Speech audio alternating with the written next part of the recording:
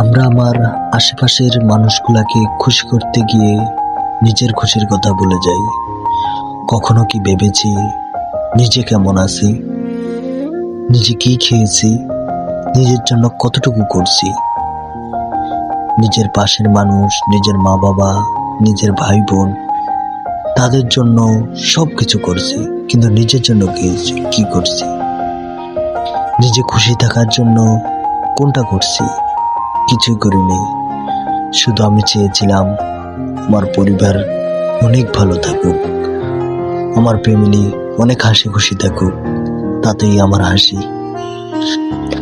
আসলে দুনিয়াতে কেউই স্থায়ী না, সবাই অস্থায়ী, ক্ষণস্থায়ী।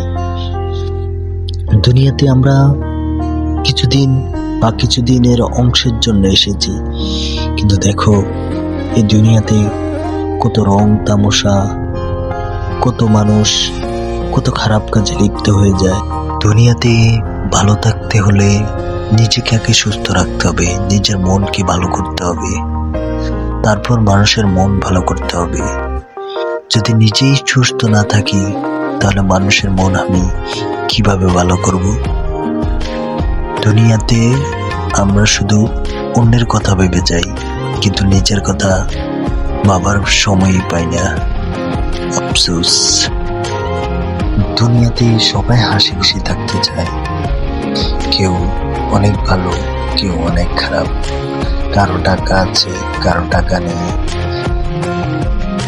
পথের ধারে ভিক্ষুকগুলা তো তাদের টাকা পয়সা কিছুই নেই, ওদের দিন তো চলে অনেক সুন্দরভাবে।